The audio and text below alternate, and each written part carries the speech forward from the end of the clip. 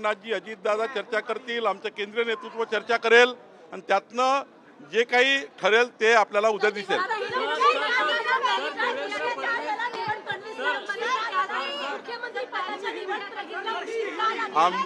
आमची पार्टी ही सामूहिक निर्णय करणारी पार्टी आहे. आमच्या महायुतीमध्ये एकनाथजी अजितदादा आमचे 13 पक्ष आहे. सर्वांशी चर्चा करावी लागतं. सरकार बनवताना असं नाही आहे की बाबा आजच भाजपाने आपला मुख्यमंत्री पद बनवून टाकलं, असं नाही आहे.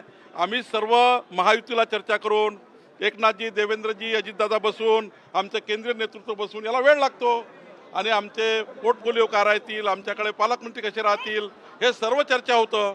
शेवटी सरकार पूर्ण बसतं आणि त्यामुळं मला वाटतं थोडा उशीर होणं योग्य आहे. पण त्या ठिकाणी महाराष्ट्राला पुढचे 5 वर्ष न्याय मिळाला पाहिजे याचं सरकार आमची बनवतो आहे.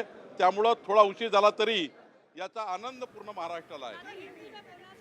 तर आपण बघतोय यावेळेस बावनकुळे यांनी देखील प्रतिक्रिया दिलेली आहे. देवेंद्र फडणवीस यांच्या नेतृत्वात लवकरच सरकार बनत आहे आणि गटनेतेपदी देवेंद्र फडणवीसांची निवड झाल्यानंतर मात्र भाजपमध्ये अतिशय आनंदाचं असं वातावरण पाहायला मिळालं. राज्यभरामध्ये जल्लोषाला देखील सुरुवात झालेली आहे. देवेंद्र फडणवीस हे सत्ता स्थापनेचा दावा करण्यासाठी राज्यपालांच्या भेटीलाही जाणार आहेत. त्यांची आज काय अवस्था झाली आपण बघितलेलं आहे. ज्यांनी सगळं हिंदुत्व सोडलं, बाळासाहेबांचे माननीय विचार सोडलेत, आज त्यांची अवस्था काय झालेली आहे, काय अवस्था झालेली त्यांची. आणि म्हणून मला असं वाटतं की आमच्यासाठी आता अतिशय आनंदाचा आणि गर्वाचा दिवस आहे. सर, महाविकास आघाडी सरकार असताना अनेक तुमच्यावरती आरोप प्रत्यारोप झाले. तुम्ही भाजपचे संकटमोचक म्हणून म्हटलं जाता. तुम्हाला 5 वर्ष नेमकी कशी गेली? नाही, 2.5 वर्षाचा काळ सुरुवातीला ज्यावेळेला उद्धवजी मुख्यमंत्री झालेत त्यावेळेला तुम्हाला माहिती मला किती त्रास झाला. तो सगळा सर्व सुरूत आहेत. त्याचं सगळं CD वगैरे पण आम्ही तुम्हाला त्या ठिकाणी दिलेली होती की कशा पद्धतीने आमच्यावर षडयंत्र रचलं जातं आहे. मला मोक्कामध्ये टाकलं गेलेलं होतं. सुप्रीम कोर्टाने थांबवलं म्हणून मी थांबलेलो आहे. खोट्या केसेस आमच्यावर केल्या गेलेल्या होत्या. 2.5 वर्षाचा काळ अतिशय वाईट होता. मग सगळ्यांसाठीच होता, आमचं देवेंद्रजीसाठी सुद्धा होता की यांच्यावर काहीतरी करा, खोट्या केसेस करा. माझ्यावर तर झालेलंच होतं.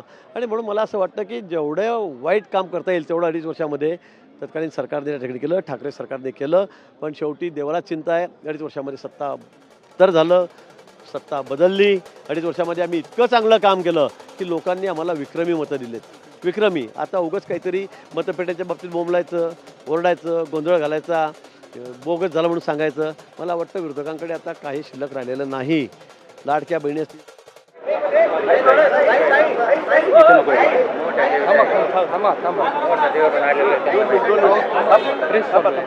काय करू.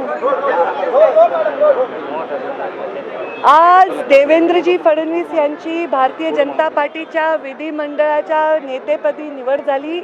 एकमताने निवड झाली. आम्ही स्वतः सुधीर मुनगंटीवार, चंद्रकांत दादा पाटील, आशिष शेलार, मी स्वतः आम्ही अनुमोदन दिलं. अनेक आमदारांनी समर्थन केलं आणि त्याबद्दल मी त्यांचे मनापासून खूप खूप अभिनंदन करते आणि त्यांना शुभेच्छा देते की महाराष्ट्राची धुरा सांभाळण्यासाठी लोकांनी जो विश्वास दाखवला, ऐतिहासिक विजय आम्हाला दिलेला आहे, त्या विजयाला लोकांच्या अपेक्षा पूर्ण करण्यासाठी त्यांचं नेतृत्व सार्थ ठरो हीच मी ईश्वरचरणी प्रार्थना करते आणि त्यांनाही शुभेच्छा देते. थँक्यू.